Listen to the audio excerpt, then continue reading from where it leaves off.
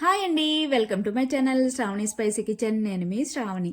ఇవాళైతే నేను దూదు లాంటి ఇడ్లీలండి, నోట్లో వేసుకోగానే మెల్ట్ అయిపోయేంత సాఫ్ట్గా భలేగా ఉంటాయి ఇడ్లీలు. ఇడ్లీలే కదండి, ఏముందిలేండి అని అనుకోకండి. ఈ ఇడ్లీ అయితే వెజ్జెస్ అన్నీ వేసి చేశాను. ఈ విధంగా చేసి పెట్టారంటే పిల్లలు కూడా ఇష్టంగా తినేస్తారు, వద్దు అనకుండా.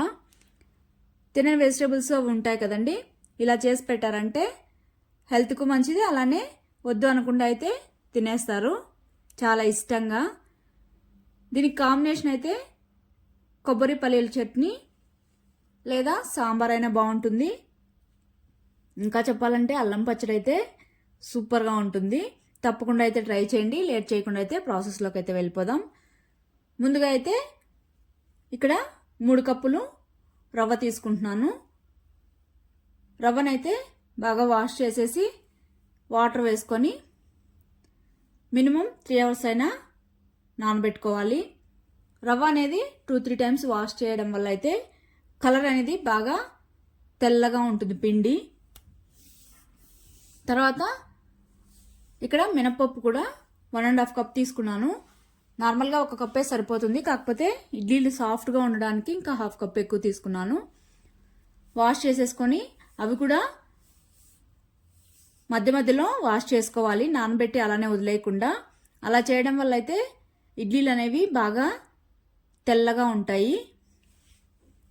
తర్వాత అటుకులు అనేవి 1 కప్పు తీసి పక్కన పెట్టుకున్నాను. ఇవైతే మనం పిండి వేసే ముందు నానబెట్టుకున్నా సరిపోతుంది. తర్వాత ఇక్కడ రవ్వ అంతా బాగా నానిపోయింది. ఇప్పుడైతే ఇందులోని వాటర్ మొత్తం బాగా ఈ విధంగా గట్టిగా ప్రెస్ చేసుకుంటూ పిండేసుకోవాలి. ఈ విధంగా రవ్వను మొత్తం పిండేసి పక్కన పెట్టుకున్న తర్వాత మిక్సీ జార్ తీసుకొని ఇప్పుడైతే మినపప్పును కూడా ముందుగా అయితే వాటర్ ఏమీ లేకుండా ఒకసారి మిక్సీ పట్టేసుకున్న తర్వాత వాటర్ అనేవి యాడ్ చేసుకుంటే బాగా సాఫ్ట్గా మిక్స్ అవుతుంది, బాగా మెత్తగా. ఈ విధంగా కొద్దిగా వాటర్ అనేవి యాడ్ చేసుకొని చూడండి, గ్రైండ్ చేసుకుంటే ఈ విధంగా ఎంత సాఫ్ట్గా ఉందో పిండి అయితే. ఈ పిండిని ఉద్దివడలు వేస్తే ఇంకా బాగుంటుంది, క్రిస్పీగా భలేగా. చూడండి ఎంత సాఫ్ట్గా ఉందో. పిండిని అయితే మనం ఇడ్లీ పిండి పెట్టుకున్నాం కదా, అందులోకి ట్రాన్స్ఫర్ చేసేసుకొని ఇప్పుడైతే అటుకుల్ని ముందుగా నానబెట్టుకున్నాను. అటుకులను కూడా ఈ విధంగా సాఫ్ట్గా మిక్సీ పట్టేసుకొని మొత్తం ఇడ్లీ పిండిలోకి ట్రాన్స్ఫర్ చేసేసుకొని బాగా బీట్ చేసుకుంటూ మొత్తం పిండిని కలిసిపోయేలాగా బాగా కలిపేసుకోవాలి.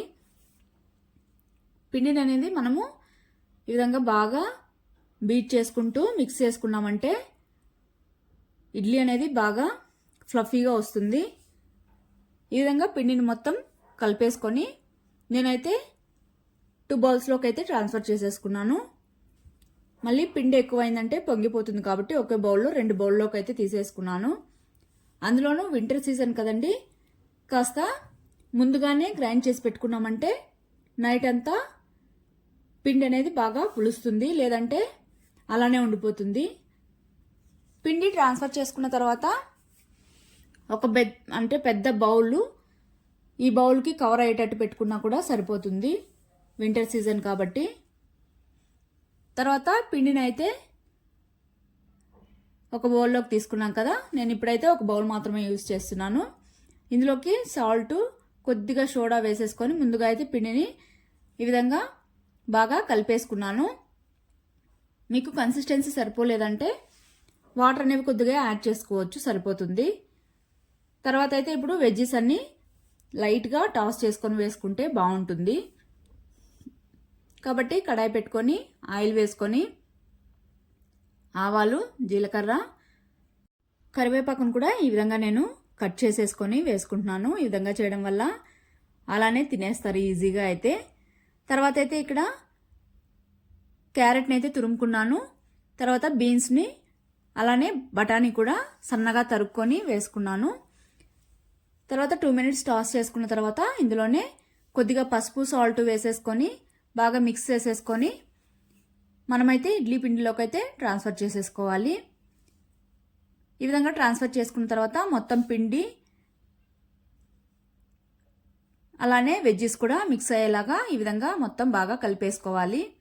ఇక్కడైతే నేను సగం పిండిని మాత్రమే ఈ విధంగా మిక్స్ చేసుకున్నాను. తర్వాత ముందుగా అయితే వాటర్ హీట్ చేసుకున్నాం అనుకోండి, ఇడ్లీ అనేది కూడా తొందరగా బాగా కుక్ అవుతుంది. అలానే పైన వాటరీగా అనేది ఫామ్ అవ్వదు. తర్వాత ఇడ్లీ ప్లేట్ తీసుకొని ముందుగా అయితే ఆయిల్ అనేది గ్రీస్ చేసుకోవాలి. ఈ విధంగా ఆయిల్ గ్రీస్ చేసుకున్న తర్వాత పిండిని కొద్ది కొద్దిగా ఈ విధంగా వేసుకొని మళ్ళీ మనం గరిటతో ప్రెస్ చేయకుండా నేను ఇక్కడ చూపిస్తున్నాను కదా, ఆ విధంగా చేశారంటే ఇడ్లీలు అనేది బాగా పొంగుతాయి. ఈ విధంగా మిగిలిన ప్లేట్స్ కూడా ఆయిల్ గ్రీస్ చేసేసుకొని ఇడ్లీ పిండిని అయితే వేసేసుకోవాలి. తర్వాత ప్లేట్స్ని కుక్కర్లో పెట్టేసుకొని 5 మినిట్స్ మీడియం ఫ్లేమ్లో కుక్ చేసుకుంటే ఇడ్లీ అనేది రెడీ అవుతుంది. చూడండి, పైన వాటరీగా అనేది కూడా ఫామ్ అవ్వలేదు. ఈ విధంగా ఫోక్తో గుచ్చామంటే పిండి కూడా అతుక్కోలేదు కదా. 5 మినిట్స్ కుక్ అయితే సరిపోతుంది. ఇడ్లీ అయితే బాగా కుక్ అయిపోతుంది. తర్వాత అయితే అదే విధంగా మూత పెట్టేసుకొని 2 మినిట్స్ అలానే వదిలేయాలి. అప్పుడే చేతికి అంటుకోకుండా ఇడ్లీ అనేది ఈజీగా మనమైతే తీసేసుకోవచ్చు. ఇక్కడైతే నేను పల్లీల చట్నీ అయితే ఏం చూపించలేదండి. మీకు కావాలంటే కామెంట్ చేశారంటే నేను ఒకసారి వీడియో అయితే అప్లోడ్ చేస్తాను. తర్వాత ఇక్కడ ఇడ్లీలు కూడా చూడండి, స్పూన్తో తీసామంటే ఈజీగా వచ్చేస్తుంది ఇడ్లీ అనేది. వెంటనే తీసామంటే అతుక్కుపోతుంది. ఈ విధంగా 2 మినిట్స్ తర్వాత తీసామంటే ఈజీగా రిమూవ్ అయిపోతుంది. వేడివేడిగా పల్లీల చట్నీతో సర్వ్ చేసేసుకోవడమే. చాలా ఫ్లఫీగా ఉంటాయి. తప్పకుండా అయితే ట్రై చేయండి.